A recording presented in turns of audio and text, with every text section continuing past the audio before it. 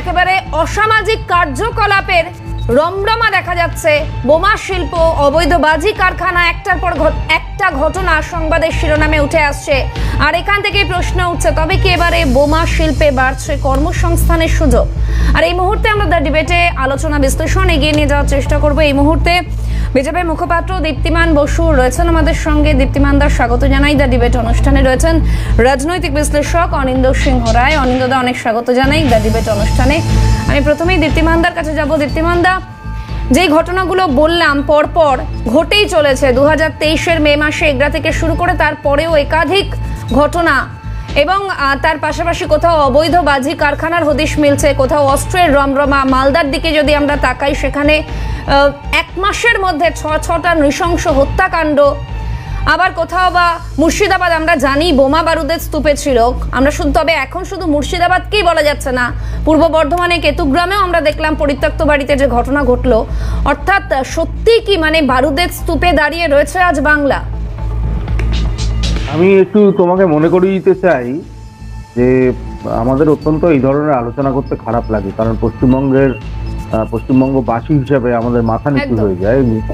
কলকাতার অনতি দূরে বারাসাতে কিছুদিন আগে একটা ভয়ঙ্কর বিস্ফোরণ হয়েছে, এবং তাতে অভিযোগ উঠেছিল যে কজন মারা গেছিল তার থেকে অনেক বেশি সংখ্যা মারা গেছে, অথচ তাদেরকে সেই বডিগুলোকে সরিয়ে দেওয়া হয়েছে। আমাদের মনে আছে, হ্যাঁ, নীলগঞ্জের ঘটনা, বারাসাতের নীলগঞ্জ। অ্যাকচুয়ালি মধ্যমগ্রাম, এটা মধ্যমগ্রাম বিধানসভার মধ্যে অন্তর্গত, বারাসাত থেকে অনতি দূরে, মধ্যমগ্রাম থেকে অনতি দূরে। এবং সেই বিস্ফোরণে প্রায় যে অভিযোগ উঠেছিল যে 60 ফুট দূরে বডি ছিটকে গেছিল, এবং আমি নিজে সেখানে সেই বিস্ফোরণ স্থলে গেছিলাম বিস্ফোরণ ঘটবার পর, এবং সে যে ভয়ঙ্কর বিস্ফোরণের যে ছবি আমরা দেখতে পেয়েছিলাম, তাতে কোনোভাবেই মনে হয়নি যে সাধারণ বাজি কারখানায় বিস্ফোরণ হয়ে ওই রকম ধরনের ক্ষতি সাধন হতে পারে। ঠিক একই রকমভাবে আমরা মেদিনীপুরের ঘটনা শুনেছি। আমি আরেকটু যদি পিছিয়ে যাই, খাগড়াগড় বিস্ফোরণ, যে ভয়ঙ্কর বিস্ফোরণ কাণ্ড ঘটেছিল, এবং সেই খাগড়াগড় বিস্ফোরণের সঙ্গে যাদের যাদের যুক্ত থাকার ঘটনা ক্রম উঠে এসেছিল, বা যাদের যাদের যুক্ত থাকার অভিযোগ এবং প্রমাণ পেয়ে পরবর্তীকালে পাওয়া গেছিল, তাতে একটা ভয়ঙ্কর ছবি পশ্চিমবঙ্গের কিন্তু আমরা দেখতে পেয়েছি। এবং এই যে মানে দুঃখের ব্যাপার কি জানো সাহানা, দেখো কল্যাণীতে কোন দিন বিস্ফোরণ হলো, যেদিনকে BGBS, মানে বেঙ্গল গ্লোবাল বিজনেস সামিট, যেটাকে মানে মস্করা করে আমাদের এখানকার কিছু মানুষজন বলছিলেন বোমা গুলি বারুদ শিল্প, BGBS। সেই BGBS এর যেদিন শেষ হলো, তার পরের দিনই কল্যাণীতে এরকম ভয়ঙ্কর বিস্ফোরণ। এবং কল্যাণী, আমরা জানি যে আমাদের একসময় গর্বের শহর কল্যাণী, সেই কল্যাণীর অনতি দূরে এই ধরনের বাজি বিস্ফোরণ, এবং তাতে মুখ্যমন্ত্রী বললেন যে বাজি কারখানায় যারা কাজ করে তারা তো ইনকাম করে, এর থেকে বেশ কিছু ইনকামের সুযোগ তৈরি হয়। আমাদের প্রশ্ন হচ্ছে, তাহলে যে বেআইনি কাজ করে ইনকামের সুযোগ থাকলেও কি সরকার সেগুলোকে উৎসাহ দেবে, না প্রশাসন সেগুলোকে বন্ধ করে? এবং এরপরে এই কেতুগ্রামের বিস্ফোরণ আমরা বারবার দেখতে পাচ্ছি। পশ্চিমবঙ্গে যেখানে বারবার শিল্পের কথা বলা হচ্ছে, পশ্চিমবঙ্গে যেখানে কর্মসংস্থানের কথা বলা হচ্ছে, পশ্চিমবঙ্গে যেখানে শান্তির কথা বলা হচ্ছে, সেখানে তো সব থেকে বেশি অশান্তি দেখতে পাচ্ছি তৃণমূলের লোকজনকে মারছে। আমরা কলকাতা কর্পোরেশনে আমরা কাউন্সিলরের উপর আক্রমণের ঘটনা দেখেছি, আমরা মালদাতে এতগুলো পরপর নৃশংস খুন দেখতে পাচ্ছি, আমরা ব্যারাকপুরে ভয়ঙ্কর খুনের ঘটনা দেখতে পাচ্ছি। এর পরেও পশ্চিমবঙ্গে যদি প্রশাসন সক্রিয় না হয়, আমাদের প্রশ্ন, প্রশাসন কবে সক্রিয় হবে, কবে অন্তত এই পশ্চিমবঙ্গে শান্তি ফিরে আসবে, সমৃদ্ধি ফিরে আসবে? একেবারে দীপ্তিমান দা, এবং এখান থেকে আরো একটা বিষয়ে, প্রথমত যেই ঘটনাগুলোর একেবারে সংবাদের শিরোনামে উঠে এসেছে, সেক্ষেত্রে যে কারখানাগুলোর হদিশ মিলছে প্রত্যেকটাই প্রথমত হচ্ছে বেআইনি। দ্বিতীয়ত, যে মাল মশলা বা সামগ্রী যাই বলি না কেন, সেগুলো কিন্তু শুধুমাত্র এই সবুজ বাজি বা নর্মালি যেগুলো আতশবাজি আমরা উৎসবের মরশুমে যেগুলো ব্যবহার করা হয়, সেই জাতীয় কিন্তু সামগ্রী নয়। অর্থাৎ তাদের মধ্যে বিস্ফোরক পদার্থ কিন্তু অনেকটা বেশি আছে, এবং সেই তীব্রতা, তার ভয়াবহতা আমরা এর আগেও কিন্তু দেখেছি, নীলগঞ্জ থেকে শুরু করে আরো বিভিন্ন জায়গায়, ভূপতিনগর, সেখানেও দেখেছি। এবং এখান থেকেই তো প্রশ্ন উঠছে যে এই ব্যাপারগুলো প্রশাসনের কি তাহলে কাছে কোনো ধরনের ইনফরমেশনই ছিল না? না না, ব্যাপারটা হচ্ছে প্রশাসন, তো প্রশাসনের ইন্টেলিজেন্স কোথায়? যদি না থেকে থাকে তাহলে প্রশ্ন একটাই উঠবে যে পশ্চিমবঙ্গের পুলিশ যেটা যে কারণে বিখ্যাত ছিল, দেখো আমরা খুব নিশ্চিতভাবে বিশ্বাস করি পশ্চিমবঙ্গ পুলিশ বা এই পুলিশের অধিকাংশ মানুষই অত্যন্ত যোগ্য, কিন্তু প্রত্যেকবার রাজনীতি, এর আগে 34 বছরের শাসনও আমরা দেখেছি, পরবর্তী এই লাস্ট 13 বছরের শাসনও আমরা দেখতে পাচ্ছি যে রাজনীতি কিন্তু এই পুলিশের যোগ্যতা অনুযায়ী কাজ করতে দেয় না।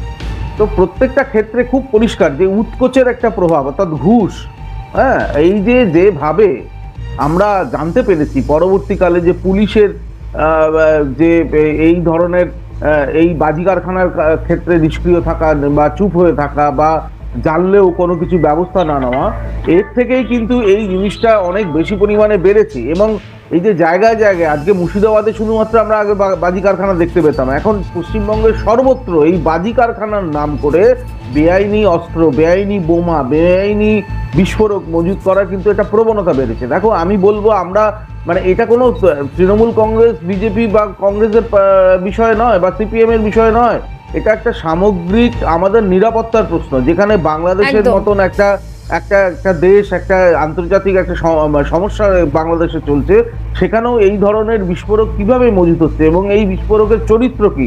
যেমন মধ্যমগ্রামের ক্ষেত্রে বা ভূপতিনগরের ক্ষেত্রে বা বর্ধমানের ক্ষেত্রে অভিযোগ উঠেছিল যে সেখানে আরডিএক্স পাওয়া গেছে, বাইরে থেকে অভিযোগ উঠেছিল। এনআইএ এর ক্ষেত্রে, মানে এনআইএ যখন তদন্ত করেছিলেন আমাদের বর্ধমানের ক্ষেত্রে, সেখানে সেই আরডিএক্স এর উপস্থিতি একটা মানে সন্দেহ প্রকাশ করেছিলেন বা সেই সময় প্রমাণ কিছুটা পেয়েছিলেন। এই একটা ভয়ের জায়গা কিন্তু আমাদের গড়ে উঠছে, একেবারে একটা ভয়ের জায়গা তৈরি হচ্ছে। অবশ্যই দীপ্তিমানদা একটু সঙ্গে থাকতে বলবো। আমি একটু অনিন্দদার কাছে যাই, কোনো বিস্ফোরক মজুত হচ্ছে কিনা সেটা আমাদের দেখা দরকার। একেবারে আমি একটু অনিন্দদার কাছে যাই। অনিন্দদা, নিঃসন্দেহে কি শিল্পচার শুনবেন? টাইম আছে আপনার? আমি এক এক করে বলি। আচ্ছা, দেউচা পাচামি থেকে শুরু হয়ে গেছে, আপনারা ইনফরমেশন নিশ্চয়ই থাকবে। কি শুরু হয়েছে? দেউচা পাচামিতে লগ্নি হচ্ছে 35,000 কোটি টাকা। আচ্ছা, 2030 সালের ডিসেম্বরের মধ্যে রিলায়েন্স গোষ্ঠী 50,000 কোটি থেকে। কিন্তু আমাদের এখানে তো প্রচুর রাস্তায় ভিত্তিপ্রস্তর স্থাপন করা হয়ে গেছে, ফলক আছে, রাস্তা হয়নি। আরে সাহানা, আপনি কি হতে চলেছে সেটা শুনতে চেয়েছিলেন, তার জন্য আমি বলছি, শুনে নিয়ে ভালো লাগবে, আপনারও ভালো লাগবে। 2015 থেকে গল্পটা চলছে। নিউ টাউন বেঙ্গল সিলিকন ভ্যালিতে জিও ডেটা সেন্টার তৈরি করছে। এই কথা কে বলেছে? এই কথা মুকেশ আম্বানি বলে গেছে।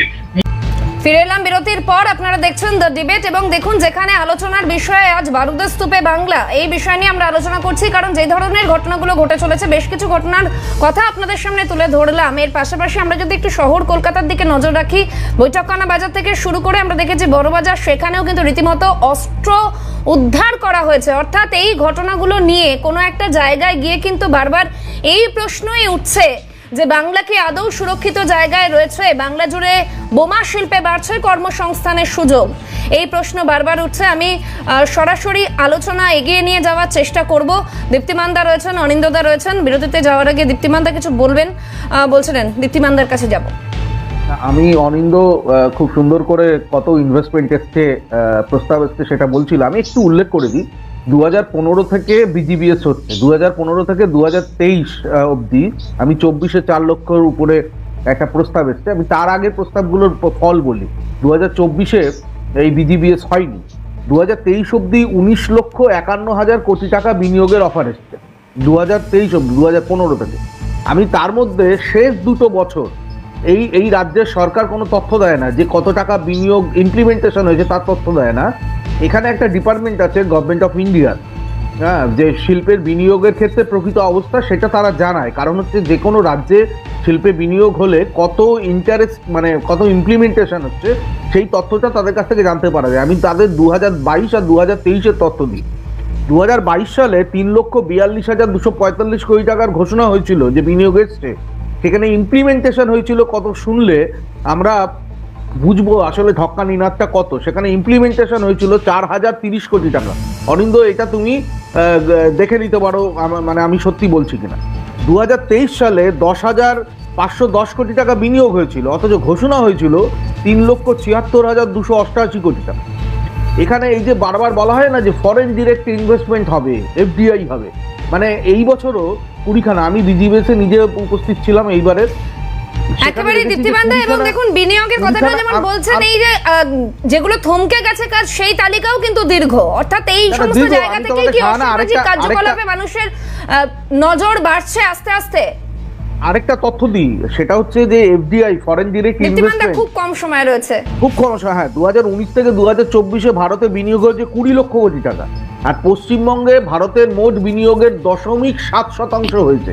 অথচ মহারাষ্ট্রে 31%, কর্ণাটকে 21%, গুজরাটে 16%।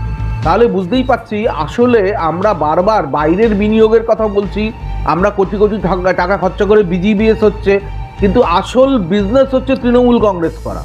একমাত্র তৃণমূল কংগ্রেস করলে কাউন্সিলররা ফুলে ফেপে উঠছেন, বিধায়করা ফুলে ফেপে উঠছেন, মন্ত্রীরা ফুলে ফেপে উঠছেন, তাদের 5 বছরের ইনকাম 500%, 700% বাড়ছে।